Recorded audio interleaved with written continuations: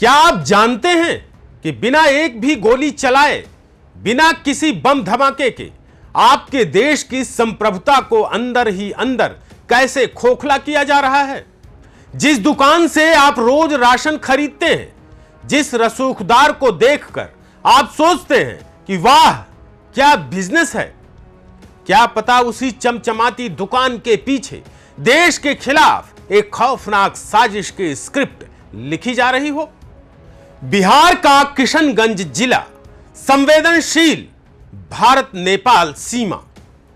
बाहर से सब कुछ शांत, लेकिन अंदर अंदर चल रहा था काले धन का एक ऐसा कॉकटेल जिसने देश की सबसे बड़ी खुफिया एजेंसियों की नींद उड़ा दी है। पुलिस कप्तान संतोष कुमार की एक खामोश सर्जिकल स्ट्राइक और एक झटके में बेनकाब हो गए 25 नामी ठिकाने। जी हां, 25 नामी ठिकाने। लेकिन रुकिए, यह सिर्फ टैक्स चोरी का मामला नहीं है। इस खेल के तार सीधे जुड़े हैं सरहद पार और विदेशी फंडिंग एजेंसियों से।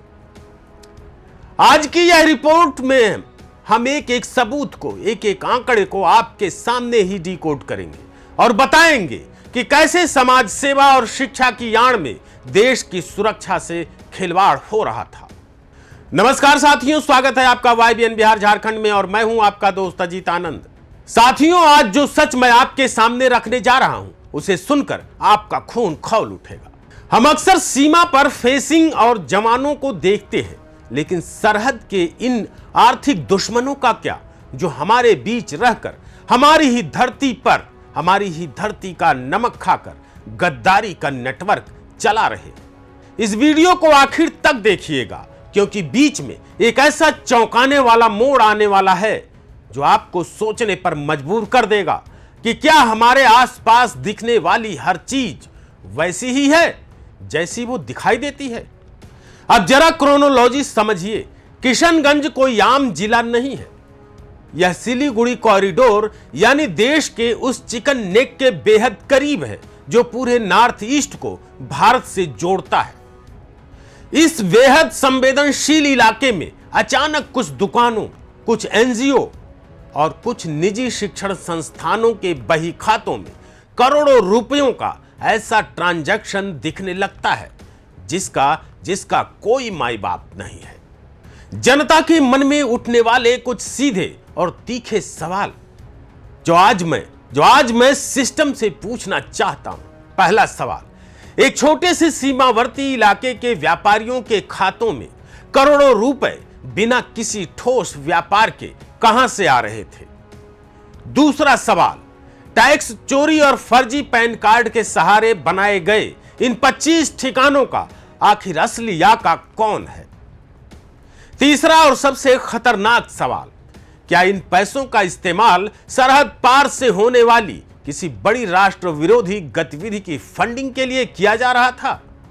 केंद्रीय खुफिया एजेंसियों की रिपोर्ट्स और हाल के वर्षों के इनपुट बताते हैं कि नेपाल भारत सीमा पर स्थित जिलों में अचानक संदिग्ध एनजीओ और धार्मिक शैक्षणिक संस्थानों की बाढ़ आ गई है।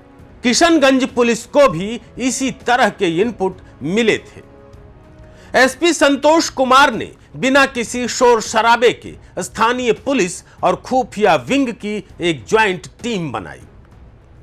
ऐसी छापेमारी जिसकी भनक निचले स्तर के कर्मचारियों तक को नहीं थी। जब एक साथ 25 ठिकानों के शटर उठाए गए तो जो दस्तावेज मिले उन्होंने अधिकारियों के होश उड़ा दिए। अब आते हैं उस सबसे बड़े सच पर जिसे छिपाने की पुरजोर कोशिश की जा रही है, तो उसको ध्यान से सुनिएगा। जब इन 25 संदिग्ध ठिकानों की फाइलों को खंगाला गया तो मामला सिर्फ स्थानीय हेरा फेरी का नहीं निकला। जांच की आंच जैसे ही आगे बढ़ी, इसकी चपेट में आ गए समाज सेवा का चोला ओढ़े कई एनजीओ और कुछ नामी शिक्षण संस्थान। अधिकारियों को जांच में साफ मिला है कि इन संस्थाओं को विदेशी फंडिंग मिल रही थी। अब आप खुद अपने दिमाग पर जोर डालिए और सोचिए, खाड़ी देशों से या अन्य संदिग्ध विदेशी स्रोतों से नेपाल बॉर्डर के इस सुदूर इलाके में चल रहे छोटे छोटे स्कूलों और एनजीओ को करोड़ों रुपए दान में क्यों दिए जा रहे थे? क्या ये बच्चे पढ़ाने के लिए था या फिर डेमोग्राफी बदलने और सीमा पर एक खास तरह का नेटवर्क तैयार करने के लिए? गृह मंत्रालय की एफसीआरए विंग की हालिया रिपोर्ट्स और खुफिया एजेंसियों की जांच के मुताबिक पिछले कुछ वर्षों में भारत नेपाल सीमा के 50 किलोमीटर के दायरे में संदिग्ध एनजीओ और अवैध फंडिंग में 200% से अधिक का उछाल देखा गया है। किशनगंज की यह कार्रवाई इसी बड़े सिंडिकेट का एक छोटा सा हिस्सा है। इन 25 ठिकानों पर कागजों की ऐसी जालसाजी मिली है जहां संदिग्ध बैंक खातों के जरिए पैसों को व्हाइट मनी में बदला जा रहा था। यानी सीधे शब्दों में कहें तो हवाला का एक इंटरनेशनल नेटवर्क जो हमारी सरहद के ठीक नीचे एक्टिव था। एसपी संतोष कुमार ने दो टूक शब्दों में देश के इन दुश्मनों को चेतावनी दे दी है। इन सभी 25 ठिकानों की पूरी कुंडली, संदिग्ध बैंक खातों की डिटेल और विदेशी फंडिंग के सबूत तैयार करके प्रवर्तन निदेशालय यानी ईडी, इनकम टैक्स और केंद्रीय जांच एजेंसियों को सौंप दिए गए हैं। बहुत जल्द एक ऐसा लीगल एक्शन होने वाला है जिससे कई रसूखदारों के चेहरों से नकाब उतरेंगे और समाज सेवक बनने का ढोंग करने वाले सलाखों के पीछे होंगे।